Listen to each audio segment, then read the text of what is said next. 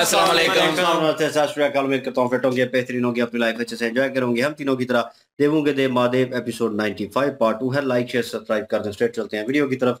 मेरा नाम है मरीज सकलानी बारो, मेरे साथ हैं Rana Mohammad Ali, Mohammad Sameer Khokhar. So guys let's start.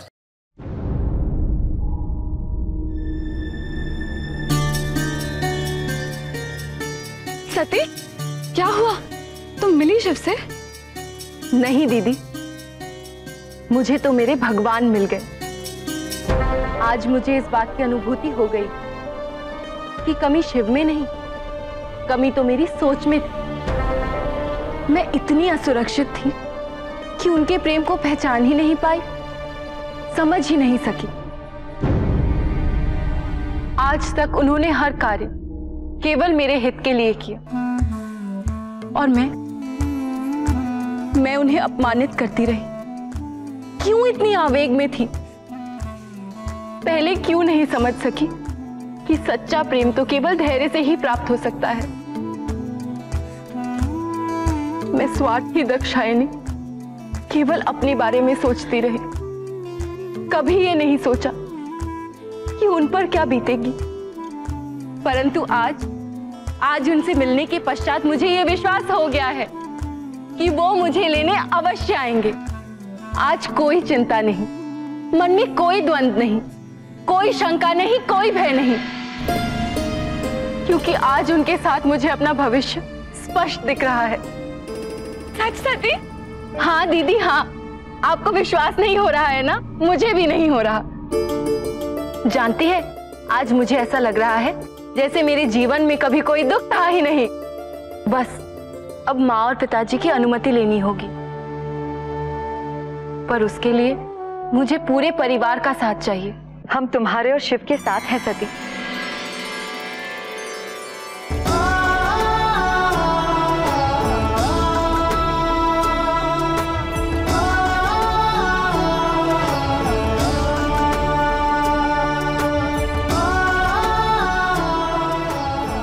ये सब पूर्व निर्धारित था।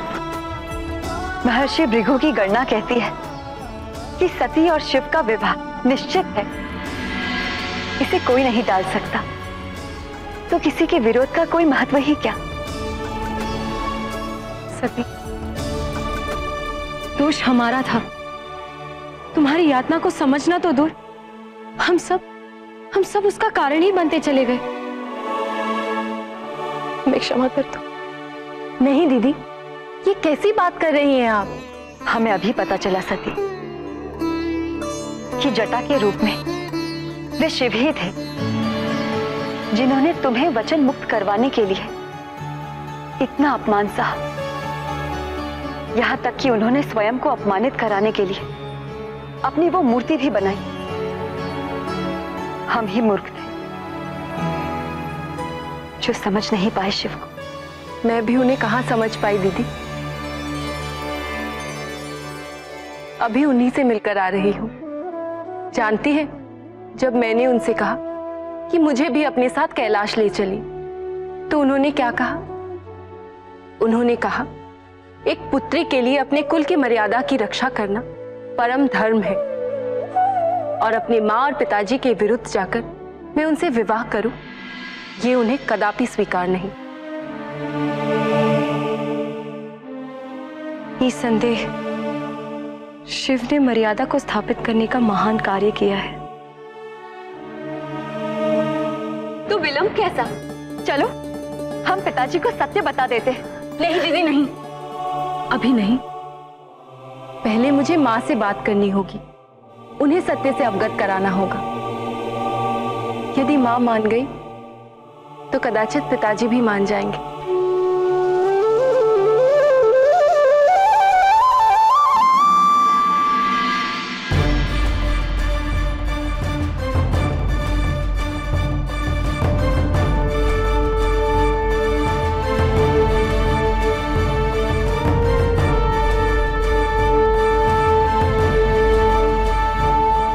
प्रजापति, हमें आपको यह सूचना देते हुए अत्यंत हर्ष हो रहा है कि जटा के रूप में स्वयं महादेव आपके निवास स्थान पर आए थे। हम सभी का आपसे आग्रह है कि आप अपनी ये हट त्याग कर सती का विवाह शिव से संपन्न करें।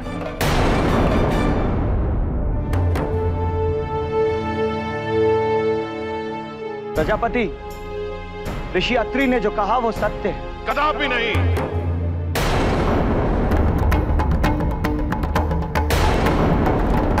आप सब मेरी अवहेलना कर रहे हैं। शिव ने मेरे निवास पे उस शिल्पकार के रूप में प्रवेश कर मर्यादा के विरुद्ध कार्य किया है और आप सब उसका समर्थन करते हैं। से मैं आपकी मूर्खता समझूं? आपका दुस्साहस।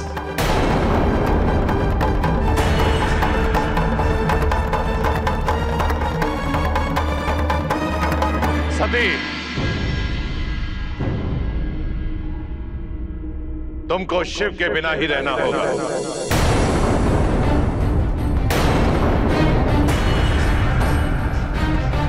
तुम्हारे भाग्य की कसौटी स्वयंवर है।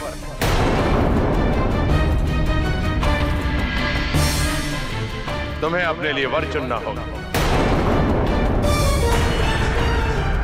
और इसके अतिरिक्त तुम्हारे समक्ष और कोई विकल्प नहीं है। किंतु ये तो अन्याय है पिताजी। न्याय और अन्याय की शिक्षा अपने पिता को मत दो।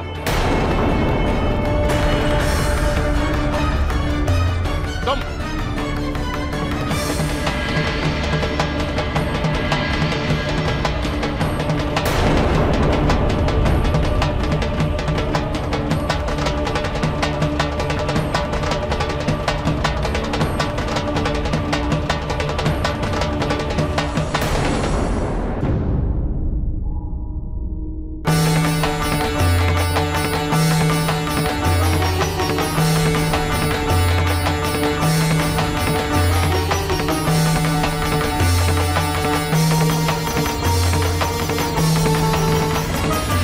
प्रसूति, मेरे अपने हितैषी मेरा विरोध कर रहे हैं।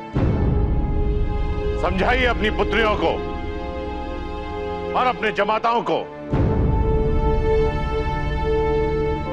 सती का विवाह शिव के साथ कदापि संभव नहीं है।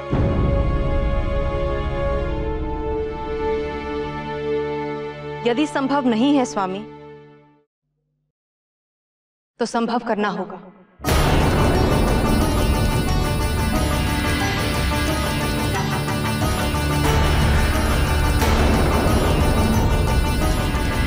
क्योंकि सती ही शिव की अर्धांगिनी होगी।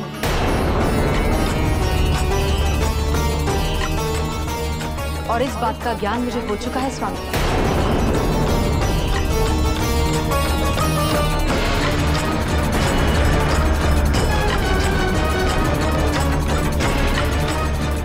शिव से अच्छा वर सती को प्राप्त नहीं होगा स्वामी।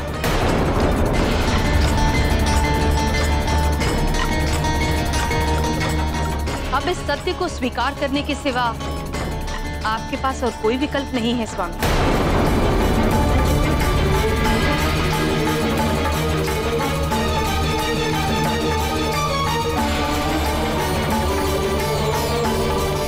स्वयंभू मनु की पुत्री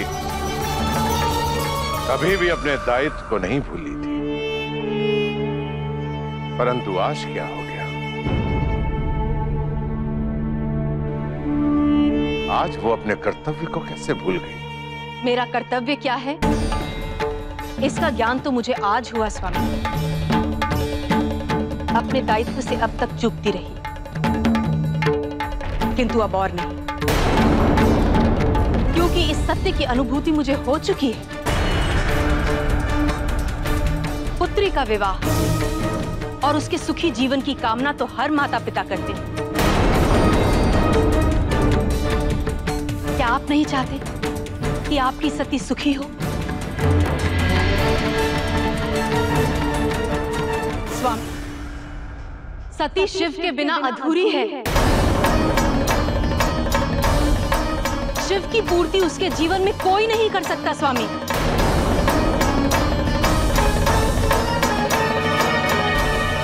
कोई नहीं।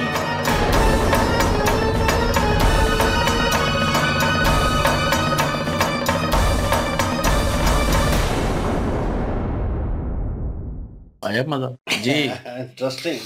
बिल्कुल, ये सती जी तो बहुत ज्यादा खुश थी जब वो शिव से मिलकर आई हैं, और शिव जी से मिलने के बाद सती जी की हालत ये थी कि रेवती दीदी जो है जब उनसे पूछ रही थी कि आपको शिव जी मिले और कैसा लगा आपको, तो क्या वो राजी हो गए हैं आपके साथ शादी के लिए, तो उन्होंने कहा कि नहीं, ये बात नहीं है, बात ये है कि जब मैंने उनसे कहा कि मुझे कैलाश पर्वत पर अपने साथ ले जाइए, तो उन्होंने मुझे समझाया।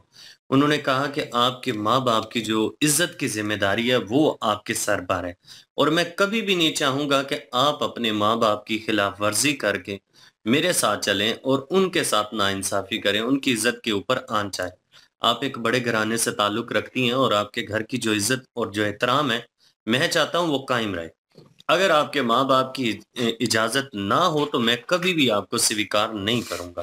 तो अब ये चाह रही थी कि माँ-बाप जो हैं उनको मनाना ही रह गया, बाकी तो इतनी खुशी है दिल में कि लगता है कि कभी कोई दुःख था ही नहीं। तो ये सारी चीज़ों को लेकर सती जी ने कहा कि अब मुझे मेरे परिवार का साथ चाहिए कि वो मुझे शिव जी से मिलाने के लिए अपनी प्रयास करें। लेकिन जो बहनें हैं, वो आ गईं, उन्होंने कहा कि हम सब आपके साथ हैं। माँ जो हैं, वो भी साथ हो गई हैं। अब प्रजापति दक्ष जो हैं, वो तनहा नज़र आ रहे हैं यहाँ पे, क्योंकि महर्षि जितने भी हैं, सब ने इकट्ठा होकर यही कहा। उन्होंने कहा जटा के रूप में शिव ही आपके घर पर आए थे, और इतना बड़ा उन्होंने कार्य किया कि आपकी बेटी की इज्जत कायम रखने के लिए, आपकी इज्जत को कायम रखने के लिए उन्होंने जो सतबीश है उनको खूबसूरत बनाया। लेकिन प्रजापति दक्ष इसको उल्टे ही साइड पे ले गया, कहता है कि ये शिव जी ने मेरे साथ एक किस्म का छल किया, उन्होंने ये लिमिट क्रॉस की है मेरे घर पर जटा का रूप धार कर। बिल्कुल जी, और सती जो है वो बड़ी खुश हैं इस वक्त, और उनको लग रहा है कि कोई भी मुश्किल परेशानी नहीं रही। अब मैं पहचान गई हूँ कि गलती मेरे अंदर ही थी, मैं ही विचलित थी, और इसलिए जो है वो शिव जी जो हैं वो तो मेरे ही हित के लिए काम कर रहे थे, मेरा अहित नहीं चाहते थे। तो मैं ही मूर्ख थी कि उनको समझ नहीं पाई, उनके प्रेम को समझ नहीं पाई। तो आज मुझे समझ आ गया, मुझे मेरे भगवान मिल गए हैं। तो अब मुझे यकीन हो गया है कि अब मैं उन्हीं की हूँ और उन्हीं की ही रहूँगी हमेशा, और उन्हीं की अर्धांगी हूँ, और वो मुझे अपनाएंगे, ज़रूर अपनाएंगे। लेकिन मैं समझ नहीं पाई उस प्रेम को कि वो मेरे जो है वो घर वालों की इज्जत भी रखना चाहते थे और विवाह भी मुझसे ही करना चाहते थे, और मैं इस चीज़ को समझ नहीं पाई। और उन्होंने मुझसे सवाल किया कि मैं जो है वो अपना जो है वो साथ जाना चाहती हैं मेरे प्रेम हासिल करेंगे मुझे हासिल करने के लिए, या फिर जो है अपने माता पिता की रजामंदी के साथ ये सारा कुछ करवाना चाहती हैं। तो वो पहचान गई कि रजामंदी से ही जो है वो सारा कुछ होगा। तो उन्होंने, जब बहनें भी आ गई, उन्होंने भी साथ दे दिया, और वो भी जो हैं वो कहती हैं कि अब उन्हीं से होगा। और क्योंकि अपना ऋषि जो भृगु हैं, उनकी ज्योतिषी ज्ञान, उसके ज़रिए उन्होंने जो है वो उनको पता है कि इनका मिलन जो है वो लाज़मी है और वो होके रहेगा। तो इसलिए हम अब जो है तुम्हारा साथ देंगी। उसके बाद उन्होंने कहा कि अपने पिताजी से जो है बात करते हैं, लेकिन उन्होंने कहा कि माता प्रसूति जी को जो है मना लेते हैं, अगर वो मान गई तो सारा कुछ ठीक हो जाएगा। तो इतने में सप्त ऋषि जो हैं वो प्रजापति जी के पास पहुंच चुके हैं। प्रजापति से जो है वो बहस कर रहे हैं कि शिव जी के साथ ही विवाह कर दें और ऐसा ना करें, ये जुल्म ना करें, ज्यादती ना करें। इतने में बहनें भी सारी आ गई, सती भी वहां पे पहुंच गई, उन्होंने भी विरोध किया, लेकिन उन्होंने चुप करा दिया प्रजापति ने। तो इतने में जो है प्रसूति माता आ गई, और सब हैरान हो गए जब उन्होंने कहा कि इसको संभव करना है, कि शिव जी और सती जी के विवाह को संभव करना है, अगर संभव नहीं भी है तब भी संभव करना है। तो सब जो है वो ईरान भी और खुश भी हो गए, और सती जी भी खुश हो गई कि माता प्रसूति जो है उनके साथ हो गई हैं। मैंने भी खुश हो गई थी। लेकिन उस वक्त शाक लगा प्रजापति को, प्रजापति किस्म का अकेला रह गया, उसका अहंकार, उसका जो अकड़ थी, उसने उसको अकेले कर दिया है। अब वो अपने फैसले में बिल्कुल अकेला है, कोई भी उसका साथ देने वाला नहीं। जो उसका जो है वो ज्यादा जो है वो साथ देता था ऋषि भृगु, वो भी जो है वो अब बदल गया है, वो भी दूसरी साइड ले रहा है, जो कि हकीकत है, जो कि सच्चाई है, उसका साइड ले रहा है। पहले वो प्रजापति का साइड लेता था, उनकी जो पत्नी थी वो भी प्रजापति की साइड लेती थी। लेकिन अब जो है वो सारे जितने भी प्रजापति का साथ देने वाले थे वो सारे जो है सती जी और शिव जी का साथ दे रहे हैं। तो प्रजापति जो है इस वक्त हिल गया है पूरी तरह कि मैं तो अकेला रह गया हूँ, और जो मेरी जो पत्नी है, जो वो मतलब कि अपने किसी कार्य से कैसे मतलब पीछे हट सकती हैं। तो उन्होंने कहा अभी तो मुझे समझ आई है कि यही मेरा कार्य था और मुझे यही करना चाहिए था, आज ही तो मुझे समझ आई है। तो अभी जो है बहस मुबासा चल रहा है, अभी आगे फैसला क्या होता है, प्रजापति हार मान जाता है, अभी जो है फैसला कोई होता है या बाद में होगा, ये तो देखेंगे अभी। बिल्कुल ये सिचुएशन वैसी है। और जो है प्रजापति दक्ष जो है वो शायद ये भूल गया था कि ये मेरे सपोर्टर ही हैं और इनकी वजह से मैं ये सारा कुछ कर रहा हूँ। और उन्होंने अपनी अकड़ के आगे अपने जमाता जो हैं उनकी भी बेइज्जती की, उनको भी अपने मुखालफ कर लिया। और अपनी बेटियां जो थी उनके साथ भी कई बार वो ऐसी इस तरह की वार्तालाप कर चुके हैं। और जब जमाता के साथ हुआ तो जाहिर बात है उनकी बेटियों को महसूस हुआ और उन्होंने वो ऋषिज की बात सुन ली और वो उनके माइंड जो है वो क्लियर हो गए कहीं ना कहीं कि ये असंभव होगा कि किसी और के साथ जो है सती जी की शादी जो है वो हो और वो शिव जी से होगी, उनके लिए वो बनी है। और ये सिचुएशन उन्हें समझ आ चुकी है। उधर उन्हें सती जी की सिचुएशन भी पता है सारी, तो उसी खुशी में उन्होंने एक्सेप्ट तो कर लिया और ऋषि जो है उन्होंने भी एक्सेप्ट कर लिया। अब एक ऑप्शन थी और सीन बहुत अच्छा था कि एक तरफ प्रजापति खड़े थे ऊंचे पद के ऊपर और दूसरी तरफ दरवाजे के ऊपर वहाँ पे माता सरस्वती जो है वो वहाँ देख रही थी। और लगा प्रजापति दक्ष को कि अब मेरी सपोर्टर जो है मेरे हक में बोलने वाली, चलो कोई तो है और मैं इससे बात करूंगा तो मेरे हक में बात होगी और ये इनका जवाब देंगी मुंह तोड़। और ये बोल उन्होंने यही कहा कि इनको समझाओ ये बेवकूफ़ हैं और ये और वो मेरे खिलाफ जा रहे हैं। उन्होंने भी इसके ऊपर डायरेक्ट वे में सरप्राइज दे दिया उन्हें। और उन्होंने कहा कि मनु की पुत्री जो है उसका जहन कैसे चेंज हो गया, उसका कर्तव्य जो है वो कैसे भूल गई, ये तो काम खराब है। और अब उसे लग रहा है अब उल्टा भी हो सकता है क्योंकि जब बंदा क्रोध में गुस्से में और उस सिचुएशन में होता है उसे कुछ नज़र नहीं आता, आंखों के ऊपर वो पट्टी बंधी हुई है। अब हो सकता है वो किसी और का साथ ना दे, अगर कि जैसे सती जी को जिस तरह स्ट्रिक्ट वे से वो कहा है और सती जी को भी शिव जी ने एक किस्म का समझाया हुआ है कि अपने पेरेंट्स के माता पिता के खिलाफ नहीं जाना। तो अब बाकी तो सब ठीक है लेकिन पिता जो है शिव जी, अब उन्होंने अगर ऑर्डर कर दिया जो कुछ कह दिया तो फिर काम मुश्किल होगा। सती जी उसके ऊपर उनके खिलाफ तो नहीं जाएंगी और ये सिचुएशन देखने लायक होगी सती जी किस तरह कंट्रोल करती हैं और जो है प्रजापति दक्ष जो है उनको कैसे हैंडल करते हैं, ये ना कोई और रिस्ट्रिक्शन या कोई और चीज़ जो है उनके ऊपर लगा दें। लेट्स सी, देखते हैं जी। और लाइक शेयर सब्सक्राइब कर दें। इंशाल्लाह मिलते हैं नेक्स्ट वीडियो में। अपना ख्याल रखिएगा, दुआ में याद रखिएगा। तब तक के लिए अल्लाह हाफिज, पीस।